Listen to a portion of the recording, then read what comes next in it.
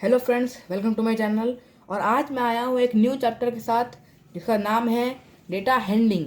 ये हमारे मैथ्स का चैप्टर है एनसीईआरटी के बुक से। तो आज ये एक इंट्रोडक्शन वीडियो मैं आपको दूंगा जिसमें इस चैप्टर का हर टॉपिक मैं आपको सॉल्व कर दूंगा। तो ये स्टार्ट करते हैं। उससे पहले मैं बोलना चाहता हूँ, अगर आप मेरे चैनल पर नए हैं तो प्लीज़ चैनल को सब्सक्राइब, लाइक एंड शेयर कीजिए। और बढ़ते हैं अपने चैप्टर की तरफ। चैप्टर का नाम है डेटा हैंडलिंग। इसमें पहला हम लोग का टॉपिक जो है ना, वो देखिए। पहला टॉपिक हम लोग का है पिक्टोग्राफ। आप बुक खोलिए, आपको बुक में मिलेगा। पहला टॉपिक ये है पिक्टोग्राफ। पिक्टोग्राफ मतलब क्या? पिक्टो मतलब पिक्चर वाला ग्राफ, मतलब पिक्चर रिप्रेजेंटेशन। पिक्चर रिप्रेजेंटेशन जिसके मतलब पिक्चर के माध्यम से हम किसी को अपना डेटा देंगे या लेंगे, उसको बोलते हैं पिक्टोग्राफ। मतलब जैसे मान लीजिए, एक एग्जांपल लेता हूँ, ठीक है। एग्जांपल हम ले लेंगे कि एक पेन पेन बनाने वाली कंपनी है, ठीक है। उसने एक दिन में कम से कम आपका मान लीजिए 20 या 25 जितने पेन बनाए हो, तो वो अगर पिक्चर के माध्यम से हमको देगी तो वो बोल देगी जैसे ये हम लोग का पेन है, ठीक है। एक ठोस पिक्चर का मतलब होता है 5 पेन, ठीक है। वैसे अगर ये 2 पिक्चर हो जाएंगे तो 5 + 5 कितना हो जाएगा? 10 पेन्स। तो एक पिक्चर का, एक पेन का मतलब यहाँ पे 5 पेन हो रहा है। वही बता रहा हूँ। लिख लेते हैं, पेन प्रोडक्शन वाली कंपनी है, ठीक है। उसका डेटा है कि मंडे ट्यूसडे कितने दिन कितने पेन प्रोडक्ट हुए हैं। तो मान लीजिए हमने 4 दिन का डेटा उससे मांगा है, तो पहले दिन वो इतना पिक्चर दिखा रही है, ये रहा, ठीक है।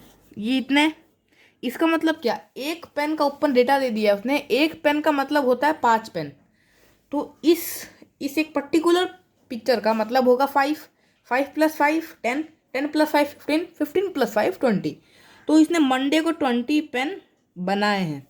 ट्यूसडे को मान लीजिए उसने डेटा दिया है आपका ये वाला, ऐसे करके कम से कम लगभग 5 पेन का साइन दिया उसने। तो 5 + 5 10, 10 + 5 15, 15 + 5 20, 20 + 5 25। तो ट्यूसडे को उसने 25 पेन बनाए हैं। वेडनेसडे को प्रोडक्शन में थोड़ी कमी आई, तो उसने इतने सिग्नेचर दिए हैं, सिर्फ इतने पिक्चर्स दिए हैं, 3 ठो पेन। एक पेन मतलब 5 पेन होता है, तुमको पता चल गया कि 15 पेन्स बने हैं। और थर्सडे को सिर्फ एक पेन का पिक्चर दिया, मतलब उस दिन 5 पेन बने हैं। इस तरीके से हम लोग समझ सकते हैं कि पिक्टोग्राफ क्या है। पिक्चर के रिप्रेजेंटेशन को हम लोग बोलते हैं पिक्टोग्राफ। अब हमारा दूसरा टॉपिक जो है इस चैप्टर का, वो क्या है? Bar graph. सेकेंड टॉपिक मैं लिख लेता हूँ। सेकेंड टॉपिक है बार ग्राफ। सेकेंड टॉपिक हम लोग का बार ग्राफ है। बार ग्राफ मतलब हम लोगों ने पिछले क्लास में भी किए हैं। बार ग्राफ क्या होता है? बार ग्राफ मैं आपको यहाँ पे बस दिखा देता हूँ कि ये लाइन वाला और एक ये लाइन वाला, आप उसको पेंसिल से कीजिएगा। तो ऊपर वाला जो, इसको बोलते हैं वाई एक्सिस, इसको बोलते हैं एक्स एक्सिस, ठीक है। 2 एक्सिस होते हैं, वाई एंड एक्स, दोनों एक्सिस होते हैं, इसको हम लोग एक्सिस बोलते हैं। अब मैं इसको दिखाता हूँ आपको एक बार ग्राफ पर, एक एग्जाम्पल के साथ। तो ये रहा मेरा बार ग्राफ, ठीक है। ये हम लोग का बार ग्राफ है, इसी हम लोग करते हैं ना। तो मान लीजिए कि इस बार ग्राफ पे मैंने एक एग्जांपल ले लिया कि एक लड़के को कितने सब्जेक्ट में कितने मार्क्स मिले हैं। तो मैं उसको ऐसे नहीं करूँगा। हमको सबसे पहले एक तो लाइन ड्रॉ करना पड़ेगा यहाँ पे, इस तरीके से स्केल के साथ। ये रहा एक तो लाइन, यहाँ से मैं ड्रॉ करना शुरू करूँगा इस लाइन को। इस पर जो डार्क लाइन आप देख रहे हैं ना, ये 2 mm वाला है, शीट मेरे पास अभी अवेलेबल। ये थोड़ा डार्क करके करिएगा, समझ में आएगा। ये रहा, ठीक है। ये मैंने बना लिया। तो सबसे ऊपर वाले को मैं नाम दे दूंगा क्या? Y axis. ये वाई एक्सिस है और ये एक्स वाला एक्सिस है, एक्स एक्सिस, ठीक है।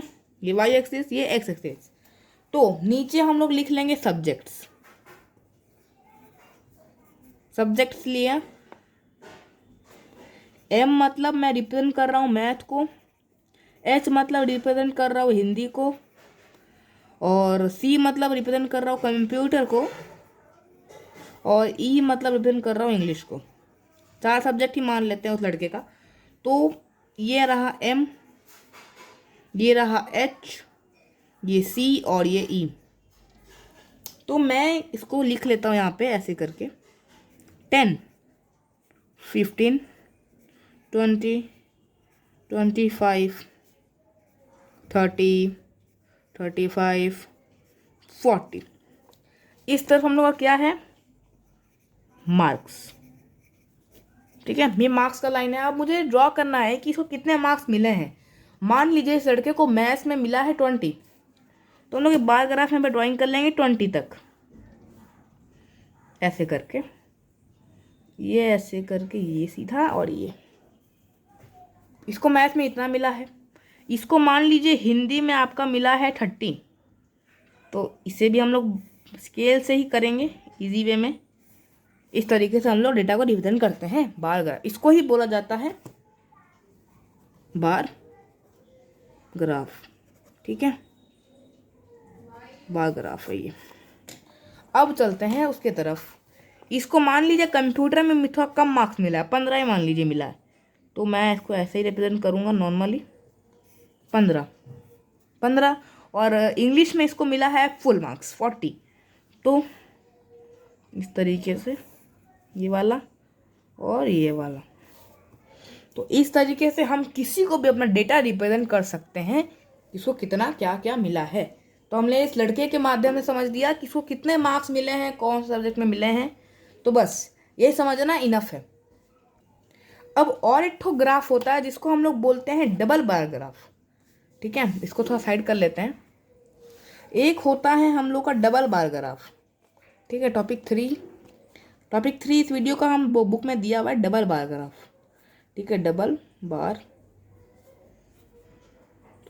Bar graph. इसमें क्या होता है, जैसे इसमें एक एक था ना, तो इसमें ना डबल डबल कर लेंगे। कैसे, देखिए ये एक एक्सिस हुआ, इसमें मैं आपको उसमें दिखा दूंगा, पहले इसमें समझा देता हूँ। ये वाई एक्सिस, ये एक्स एक्सिस। मान लीजिए इस लड़के को हमको कंपेयर करना है कि 2 सब्जेक्ट में कितने मार्क्स मिले, तो ये 2021 में और 2020 में। ठीक है, ये दोनों हैं। तो इसको मैं कौन से साइन से रिप्रेजेंट करूँगा, इसको मैं फुल साइन से रिप्रेजेंट करूँगा, ऐसे बड़ा बड़ा बड़ा बड़ा, और उसको खाली से, मतलब बॉक्स टाइप दिखा रहा हूँ। तो मान लीजिए यहाँ पे मैथ्स और इंग्लिश। ठीक है, इसमें 20, 25, 40, नहीं 30, फिर 35, इस तरीके से। तो इसको 2020 में 20 मिला, तो मैं इतना तक करूँगा, तो मुझे कैसे पता चलेगा कि 2020 मिला है, उसके साइन से इस तरीके से मैं भर दूंगा इसको। ठीक है, अब 2021 में इसको मिल गया 25, इस तरीके से हो जाएगा। इसको बोलते हैं डबल बार ग्राफ। इंग्लिश में मान लीजिए इसको 20 ही मिला है, मतलब इसे हम लोग शेड कर देंगे इस तरीके से। ठीक है, और उसे मान लीजिए 2021 में मिला है 35, तो 35 इस तरीके से आप इसके ऊपर लिख भी सकते हैं 2021 ईयर का नाम। तो इसी तरीके से हमारा डबल बार ग्राफ भी किया जाता है। इसे हम लोग इस पे देख लेते हैं एक बार, यहाँ पे कैसे करें। इसको मैं ऐसे थोड़ा अलग अलग पार्ट में कर देता हूँ।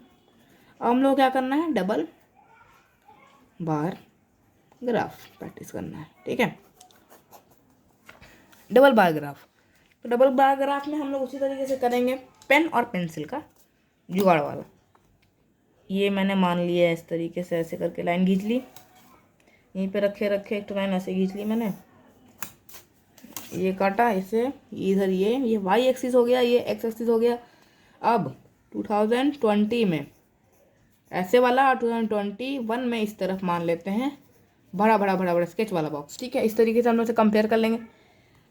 ये हो गया मैथ्स का और ये हो गया इंग्लिश का। ठीक है, तो मैथ्स में इस पर यहाँ पे मार्क कर लेते हैं 10, 15, 20, 25 एंड यहाँ पे 30। मैथ्स में मिला है इस लड़के को 20, ठीक है।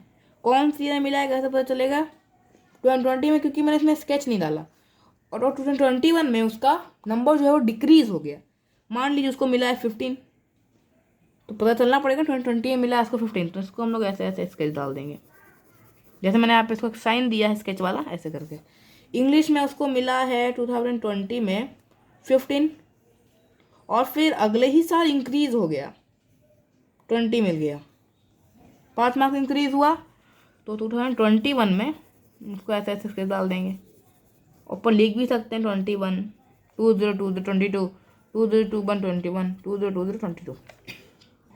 तो बस इसी तरीके से हमारा बार ग्राफ और डबल बार ग्राफ पूरी तरीके से हम लोगों ने समझ लिया है कि क्या क्यों कैसे होता है। तो अब चलते हैं नेक्स्ट टॉपिक पर। तो ये है हमारा 4th टॉपिक हमारे एनसीईआरटी बुक से, ऑर्गेनाइजिंग डाटा। ऑर्गेनाइजिंग डाटा मतलब बहुत सारा चीज़ दिया हुआ है, उसको हम लोग एक टेबुलर फॉर्म में कर देंगे। टेबुलर फॉर्म मतलब जिससे हम लोग टेबल के फॉर्म में करें, टेबुलर फॉर्म उसी को बोलते हैं, ठीक है। टेबुलर फॉर्म मतलब प्रेजेंट इन टेबल, टेबल के माध्यम से वो प्रेजेंट हो जाए। इसे याद के लिए टेबुलर फॉर्म मतलब क्या होता है। अब चलते हैं ऑर्गेनाइजिंग डाटा के मतलब। मान लीजिए कि 3 लेटर्स दिया हुआ है, ठीक है, उसको आपको अरेंज करना है। 3 लेटर्स मैंने ले लिया, जैसे ए बी एंड सी। इसको मैं बहुत सारा डाटा में लिख लूँगा, जैसे ए है, B C, B A C, A B, B C A B, randomly लिख रहा हूँ, ए फिर सी। कम से कम ऐसे बहुत सारे डाटा हो गए, ठीक है। अब मुझे इसको अरेंज करना है एक टेबुलर फॉर्म में। तो सबसे पहले मैं जो टेबल बनेगा उसमें उसका पहला नाम होगा अल्फ़ाबेट्स, अल्फ़ाबेट्स का टेबल बनेगा। उसके बाद बनेगा टैली मार्क्स। अब पूछोगे टैली मार्क्स क्या होता है? टैली मार्क्स मतलब जितना भी वो नंबर है उसको रिप्रेजेंट करने का एक छोटा सा पार्ट, ठीक है। जैसे मैं दिखा दूंगा, रुकिए। उसके बाद आता है फ्रीक्वेंसी। फ्रीक्वेंसी मतलब वो चीज़ कितने बार है। तो यहाँ पे अल्फ़ाबेट के कॉलम में तो हम लोग लिख लेंगे कि ए है, बी है और सी है। ऐसे कर लेते हैं, ये ऐसे और ये ऐसे, ये ऐसे, इस तरीके से, ठीक है। हो गया। ए कितने बार है काउंट करते हैं, 1 2 3 4 5 6। ए कितने बार इसका फ्रीक्वेंसी, 6 बार, ठीक है, 6 बार फ्रीक्वेंसी है इसका। अब बी कितने बार है, 1 2 3 4 5 6। बी भी हमारा 6 बार है। मैं रैंडमली लिया था मगर गलती से मैच हो ही गया। अब सी कितने बार है, 1 बार 2 बार 3 बार 4 बार 5 बार, 5 बार है। तो टैली मार्क्स हम लोग अब कर लेंगे। टैली मार्क्स मतलब फ्रीक्वेंसी को ही दिखाता है मगर एक अलग फॉर्म में। 1 लाइन मतलब 1, 2 लाइन मतलब 2, 3 लाइन मतलब 3 और 4 मतलब ये। और जब 5 करना होगा तो 5 में और एक लाइन नहीं, 5 में इसी को ऐसे कर देंगे हम लोग 5, और फिर 6 है, 5 हुआ, एक तो अलग से ले लेंगे इस तरीके से, 1 2 3 4 5 6। और यहाँ पे देखिए सिर्फ 5 है तो 1 2 3 4 5, बस इसी को बोलते हैं टैली मार्क्स, ठीक है। तो ये था हमारा 4th टॉपिक। चलते हैं नेक्स्ट टॉपिक पे। तो हमारा 5th टॉपिक जो है इस वीडियो का वो है ग्रुपिंग डाटा। डाटा को ग्रुप में कैसे करें। ऊपर जो हमने किया था वो तो ऑर्गेनाइजिंग था एक टेबल के फॉर्म में, मगर अब है ग्रुपिंग। ग्रुपिंग सबसे मतलब होता है ग्रुप बनाना। तो एक एग्जाम्पल के तरीके से हम उसको समझेंगे। एग्जाम्पल ले लेता हूँ। एग्जाम्पल में मानिए कि एक बच्चा है, एक पूरा क्लास है, टोटल 50 स्टूडेंट्स है, उसमें 50 स्टूडेंट्स में से उन लोगों का टेस्ट हुआ, तो उन सबके मार्क्स होगा, उनको बनाना होगा। तो हम तो ऐसे नहीं करेंगे, 1 से लेके 50 तक एक जगह लिखेंगे और फिर एक को कितना मिला, दूसरे को कितना मिला, थर्ड को कितना मिला, इस तरीके से बहुत टाइम लग जाएगा। तो एक अच्छे तरीके से इसको हम ऐसे लिख लेंगे, क्लास इंटरवल्स को बोलते हैं, क्लास इंटरवल्स या ग्रुप भी बोल सकते हैं, क्लास इंटरवल्स या ग्रुप्स। तो हम लोग ऐसे एक टेबल बनाएंगे क्लास इंटरवल्स का। उसके बाद हमारा पहले वाला टैली मार्क्स आ जाएगा और फिर आ जाएगा फ्रीक्वेंसी।